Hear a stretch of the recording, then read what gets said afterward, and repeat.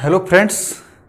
तो आज हम कुछ समय बाद फिर हिंदी की एक क्लास के बारे में बात करते हैं। पिछले जो वीडियो थे हमारी हिंदी की क्लास से संबंधित, उसमें हमने संज्ञा सर्वनाम के बारे में बात की थी। आज हम हिंदी की विशेषण की क्लास के बारे में बात करने वाले। तो चलते हैं क्लास की ओर। तो आज हमारी जो क्लास रहेगी वो रहेगी विशेषण को लेकर। तो सबसे पहले हम इसकी परिभाषा के बारे में बात करते हैं कि इसकी परिभाषा क्या है। तो विशेषण की परिभाषा है वो है संज्ञा या सर्वनाम की विशेषता बताने वाले शब्दों को विशेषण कहते हैं। यानी हमने पिछले वीडियो में संज्ञा और सर्वनाम दोनों पढ़े थे। जो शब्द संज्ञा और सर्वनाम की विशेषता बताते हैं उन्हीं शब्दों को विशेषण कहा जाता है। हिंदी में मुख्यतः 4 प्रकार के विशेषण होते हैं।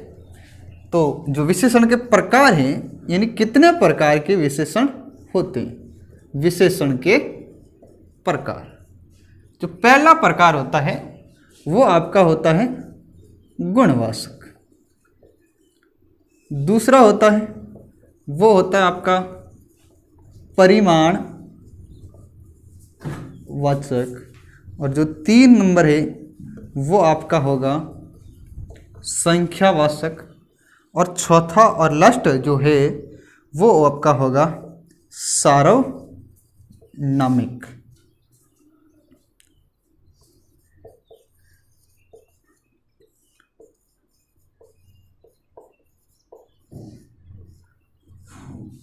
ये 4 प्रकार के विशेषण होते हैं। अब हम इन चारों प्रकारों के बारे में बात करेंगे कि कौन से प्रकार के अंतर्गत कौन कौन से शब्द और किस तरीके के शब्द आते हैं। तो पहला प्रकार है वो अपना है गुणवाचक। जैसा कि हम नाम से ही देख रहे हैं, गुणवाचक यानी जो किसी व्यक्ति के गुणों को बताता है उनको गुणवाचक कहते हैं। जैसे आप इस गुणवाचक में कैसे भी गुण ले लो, जैसे आपने लंबाई लंबा ले लिया, छोटा ले लिया, यानी उसके मापतोल संबंधी ले लिया कोई भी, ठीक है। जैसे आपने बुरा ले लिया या फिर कोई अच्छा ले लिया, यानी ये भी किसी व्यक्ति के गुण हैं। अब इसके अलावा और भी कई तरीके के शब्द आ सकते हैं। जैसे देखिए आप तेज शब्द को भी ले लेते हो, जैसे ये स्पीड से संबंधित यानी गति से संबंधित है, यानी वो तेज दौड़ रहा है। या फिर आप इसको इस तरीके से भी ले सकते हो कि वह धीरे धीरे चल रहा है। यानी इस तरीके के जो शब्द होते हैं वो हमेशा किसी न किसी शब्द या किसी व्यक्ति हो या किसी वस्तु हो, जो कोई भी है, उनकी हमेशा विशेषता को प्रकट करते। और विशेषता प्रकट करने के कारण, यानी उनके गुणों की विशेषता प्रकट करने के कारण इनको गुणवाचक कहा जाता है। जैसे हम देख लेते हैं, एक उदाहरण लेते हैं कि यह बस बहुत तेज चलती, ये है। अब देखिए जो ये तेज शब्द आया है ये एक विशेषण है। यानी वैसे तो यदि इसको देखा जाए तो ये एक क्रिया विशेषण के अंतर्गत आएगा, क्योंकि ये जो विशेषता बता रहा है ये क्रिया की विशेषता बता रहा है। यानी इसके तुरंत बाद क्रिया है। यानी विशेषण, इस गुणवाचक विशेषण में विशेषण के बाद में क्रिया नहीं होती है, और जिस शब्द में विशेषण के तुरंत बाद क्रिया आ जाती है तो वहां पर वो क्रिया विशेषण होता है। तो ये जो तेज शब्द हो जाएगा ये अपना क्रिया विशेषण हो जाएगा, क्योंकि इसके तुरंत बाद क्रिया है और ये एक क्रिया की विशेषता बताने के कारण क्रिया विशेषण कहलाता है। और इससे आगे एक शब्द और लिख रखा है मैंने, बहुत लिख रखा है, और ये क्रिया विशेषण के तुरंत पहले लिख रखा है, यानी क्रिया विशेषण के तुरंत पहले। अब जब कोई शब्द क्रिया विशेषण के तुरंत पहले हो, यानी वो क्रिया विशेषण की भी विशेषता बता रहा है, तो यहां पर आपका जो ये हो जाएगा वो आपका हो जाएगा पर क्रिया विशेषण, ये हो जाएगा। यानी ये तो जो शब्द है आपका, ये दिया गया शब्द हो जाएगा आपका क्रिया विशेषण, और जो ये बहुत शब्द दे रखा आपके पास में, ये इससे आगे दे रखा है, ये आपका पर क्रिया विशेषण हो जाएगा। जैसे एक उदाहरण और लें, ये आदमी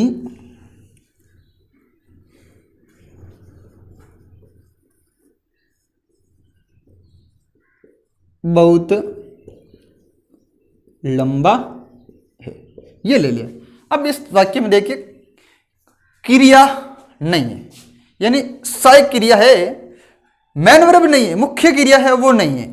यानी वाक्य को पूरा करने के लिए सहायक क्रिया तो हमने यूज में ली, काम में ली, यानी ये है, इसको हमने लास्ट में लिया ताकि अपना वाक्य पूरा हो जाए। लेकिन इसके अंदर मुख्य क्रिया नहीं है। मुख्य क्रिया से जब ये पहले होता तो क्रिया विशेषण बन जाता। अब मुख्य क्रिया नहीं है तो पीछे शब्द बना अपना जो विशेषता प्रकट करने वाला है, वो शब्द बचता है लंबा। तो ये लंबा शब्द है, ये अपना गुणवाचक विशेषण हो जाएगा। यानी ये तो अपना यहाँ पे जो शब्द दे रखा है लंबा, ये आपका हो जाएगा विशेषण। अब इस लंबा शब्द के आगे एक और शब्द लिख रखा है बहुत, और बहुत शब्द ये हो जाएगा, यानी ये इसकी भी विशेषता प्रकट कर रहा है, यानी विशेषता की और विशेषता प्रकट कर रहा है। और जब कोई शब्द किसी विशेषण की भी विशेषता बताता है तो वह आपका पर विशेषण होता है। पर विशेषण यानी विशेषण की विशेषता बताने वाला, विशेषण की विशेषता बताने वाला शब्द, यानी ये शब्द है, ये इसकी भी विशेषता बता रहा है, इसलिए ये आपका पर विशेषण हो जाएगा। और जो पीछे वाला शब्द है ये हो जाएगा आपका विशेषण हो जाएगा। इस तरीके से आपको इसके गुणवाचक के बारे में ध्यान रखना जरूरी है। अब हम आगे पढ़ते हैं परिमाणवाचक।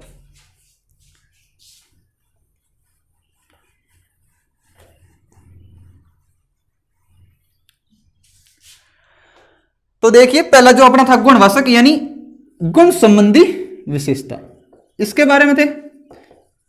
अब दूसरा है आपका परिमाणवाचक, यानी परिमाण का मतलब होता है माप तोल,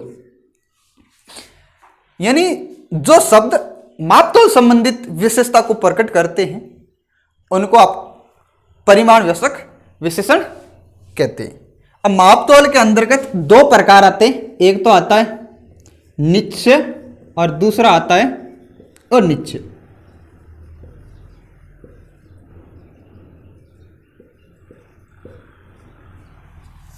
निश्चय का मतलब होता है फिक्स, ये निश्चित वस्तुएं होती है, ठीक है, जिसके अंदर तो पूरी की पूरी संख्याएं आती है। जैसे आपने ले लिया, यहां पे देखियो कि 10 लीटर ले लिया, ये 10 लीटर ले लिया, ठीक है, या फिर आपने 10 किलोग्राम ले लिया। तो अनिश्चयवाचक में आप कुछ लीटर ले लिए, यानी कुछ लीटर दूध या कुछ लीटर पानी, यानी या फिर आपने कुछ किलोग्राम चीनी ले लिया, यानी इसके बारे में निश्चय नहीं है। आप कुछ के बारे में 100 ग्राम भी मंगवा सकते हैं, 200 ग्राम भी मंगवा सकते हैं, कोई निश्चय नहीं है, इसलिए ये अनिश्चय के अंतर्गत आते हैं।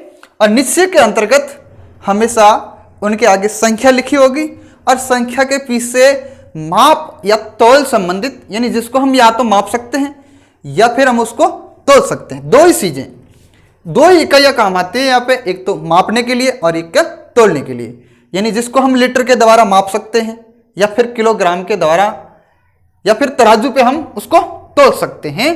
तो वो वस्तु होगी, वो वस्तु अपनी निश्चयवाचक हो जाएगी। तो ये जो अपने रहेगी इकाइयां, ये दोनों इकाइयां इस परिमाणवाचक में रहेगी।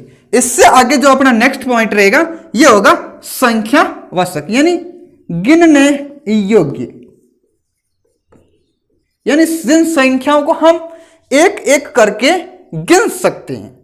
उनको तो हम पहले परिमाणवाचक में तो तौलिया माप सकते थे, लेकिन हम इसको आंखों के द्वारा स्पष्ट देख सकते हैं और उसको एक एक करके गिन सकते हैं। यह भी दो प्रकार का होता है, एक आपका होता है निश्चय और एक होता है अनिश्चय, यानी जिसके बारे में कोई निश्चय न हो, अनिश्चय।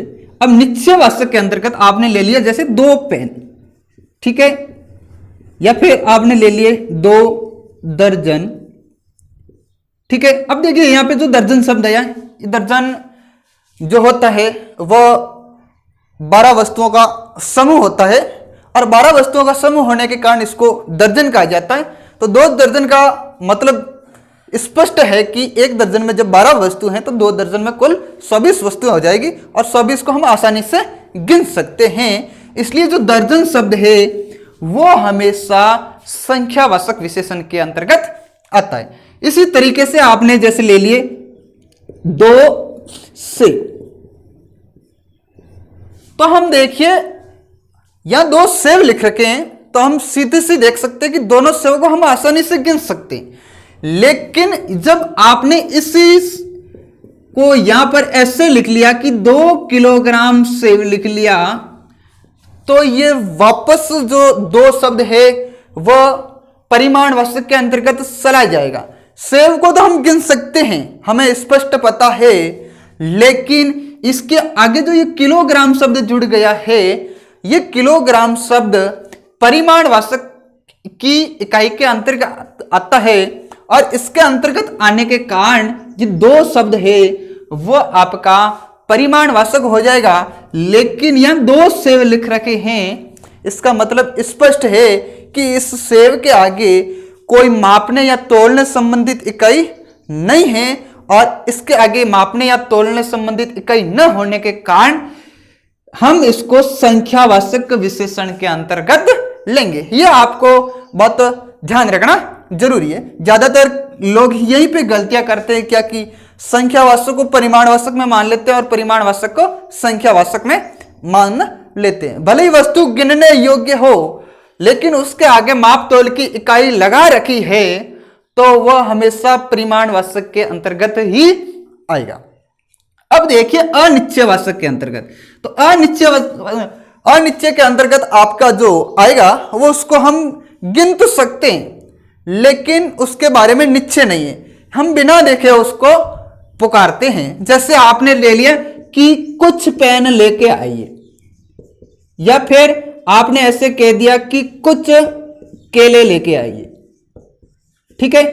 अब हम केलों को गिन सकते हैं, कुछ केले मंगवाए, इसका मतलब हमने कोई गाड़ी भर गई तो केले मंगवाए नहीं, या फिर 4-5 किलो तो मंगवाए नहीं। हम इसको आसानी से कह सकते हैं कि हमने 2 या 4-5 अधिकतम इतने केले ही मंगवा सकते हैं उसके अंतर्गत, ज्यादा से ज्यादा 10 मान लो। अब जब दर्जन तक तो चला जाएगा तब तो पूरा दर्जन हो जाएगा, इसलिए हम इसको स्केलों को गिन सकते हैं। और लेकिन हमने इसकी जो संख्या है वो निश्चित नहीं बताई, इसलिए हमने इस कुछ को लिया और कुछ शब्द का प्रयोग करने के कारण यह अनिश्चयवाचक हो गया। अब जैसे आपने पेन, कुछ पेन, यानी पेन जब हम पेन मंगवाएंगे 2-4 मंगवा सकते हैं, 5 मंगवा सकते हैं, ज्यादा हम नहीं मंगवा सकते कि अपन को इतने पेनों की जरूरत नहीं पड़ती। इसलिए जो पेन के आगे ये कुछ शब्द लिख रखा है ये अनिश्चयवाचक, अनिश्चय संख्यावाचक विशेषण का उदाहरण है। इस तरीके से आपको संख्यावाचक और परिमाणवाचक जो विशेषण है उसके अंतर्गत जो अंतर है वो आपको ध्यान रखना बहुत जरूरी है। अब आगे जो शब्द बनेगा वो अपना पीछे बनेगा सार्वनामिक। अब ये जो सार्वनामिक है आप इसको स्पष्ट देख सकते हैं कि ये 2 शब्दों से मिलकर के बना है, सर्वनाम जोड़ एक प्रत्यय से, यानी सीधी सी बात, यानी इसके अंतर्गत जो आने वाला शब्द होगा वो सर्वनाम होगा। सीधा स्पष्ट दिखाई दे रहा है कि ये सर्वनाम से ही मिलके बना है और इसके अंतर्गत सर्वनाम शब्दों का ही प्रयोग किया जाता है। और सर्वनाम शब्दों का प्रयोग करने के कारण इनको सार्वनामिक विशेषण कहा जाता है। जैसे आप देखिए कि मैं एक उदाहरण लिखता हूं, ये पुस्तक अच्छी है, और मैंने एक दूसरा उदाहरण ले लिया कि यह अच्छी पुस्तक है। आपके सामने दो वाक्य लिख रखे हैं, दोनों वाक्यों में कोई फर्क नहीं है। अब इन शब्दों को देखें तो मैंने एक भी शब्द इस वाक्य के अंदर चेंज नहीं किया है, और जो चेंज किया है वो शब्दों का क्रम चेंज किया है, और शब्दों का क्रम चेंज करने के बाद भी इसका उत्तर होगा वो अलग अलग होगा। वो किस तरीके से देखिए आप, कि पहला वाक्य है जो लिख रखा है यह पुस्तक अच्छी है, ठीक है। अब देखिए इसके अंदर एक तो ये सर्वनाम आया है, अपन को ये पता है कि यह है जो सर्वनाम है, ठीक है, और यह पुस्तक है जो क्या है, संज्ञा है। जब देखिए आप सर्वनाम के तुरंत बाद किसी संज्ञा का प्रयोग किया जाए तो ये जो सर्वनाम है ये सर्वनाम न रह करके आपका क्या हो जाएगा, यहाँ पे सार्वनामिक विशेषण हो जाएगा। ये सर्वनाम नहीं रहेगा, और यहाँ पे जो इसका आंसर होगा, जो उत्तर होगा वो सार्वनामिक विशेषण होगा। तो ये देखिए ये आपका सर्वनाम है और पुस्तक है वो संज्ञा है। तो अब आप ये कह सकते हैं कि यह जो शब्द है यह आपका सर्वनाम न होकर के सार्वनामिक विशेषण की जगह काम करेगा, यह सर्वनाम की जगह काम नहीं करेगा। अब देखिए यह अच्छी पुस्तक है, अब यहां पर भी यह लिख रखा है और संज्ञा है वो सबसे लास्ट में लिख रखी है। फर्क इतना है कि संज्ञा और इस सर्वनाम के बीच में एक शब्द और आ गया, और इस शब्द के आने से ये जो यह है यह आपका यह सार्वनामिक विशेषण न हो करके यह आपका सर्वनाम रह जाएगा, क्योंकि संज्ञा और सर्वनाम के बीच में एक शब्द हमें और मिलता है जो अच्छी लिख रखा है, ये शब्द और आ गया। इस शब्द के आ जाने के कारण ये शब्द है ये सर्वनाम की जगह काम करेगा और ये पुस्तक संज्ञा रहेगी। जैसे हम एक उदाहरण और लेते हैं, देखिए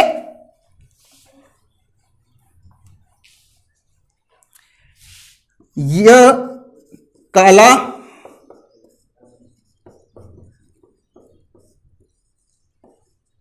घोड़ा है, यह घोड़ा काला है।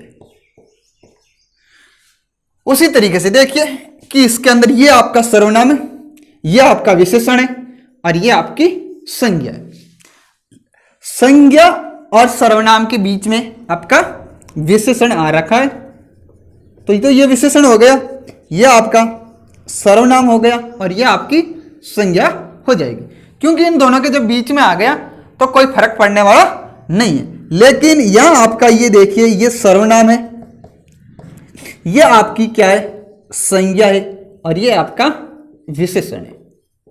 तो जो ये आगे वाला शब्द होगा यह संज्ञा के तुरंत पहले आया है और संज्ञा के तुरंत पहले आने के कारण यह आपका क्या हो जाएगा, सार्वनामिक विशेषण हो जाएगा। इस तरीके से अब ये जो सार्वनामिक विशेषण है इसके अलावा एक विशेषण और भी आता है कई जगह जिसका नाम है व्यक्तिवाचक, यानी ये हमेशा व्यक्तिवाचक संज्ञा से मिलकर के ही बनता है। जैसे कोई शब्द भारत लिख रखा है, ठीक है, ये भारत स्थानवाचक है यानी व्यक्तिवाचक हो गया, और जब भारत से हम इसको बढ़ाएंगे तो क्या हम भारतीय हैं, तो ये जो आपका विशेषण है वो भारतीय बन जाएगा। जैसे आपने जयपुर शब्द लिया तो जयपुर से क्या बन जाएगा, जयपुरी कि राजस्थान में जयपुरी साड़ियां बहुत प्रसिद्ध है। इस तरीके से जो जयपुर शब्द होगा वो आपका जयपुर, तो जैसे मैं यह उदाहरण लेके देख लेता हूं कि राजस्थान में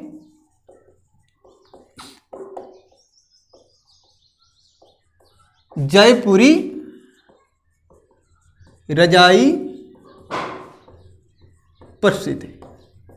यानी आपने सुना होगा कि जयपुर की जो पाव रजाई है वो बहुत प्रसिद्ध है, यानी वो महज 250 ग्राम ऊन की बनी हुई है और उसमें शीत ऋतु के अंदर सर्दी सहने की जो क्षमता है, यानी आदमी के अंदर उसको ओढ़ने के बाद में बहुत कम सर्दी लगती है, इसलिए जो पावर रजाई है वो प्रसिद्ध है। तो ये जो जयपुर शब्द था, अपने यहाँ देखिए दो शब्द लिखते हैं कि एक जयपुर, तो ये जयपुर तो किसी स्थान का नाम होने के कारण ये व्यक्तिवाचक संज्ञा हो जाएगा, व्यक्तिवाचक संज्ञा हो जाएगा।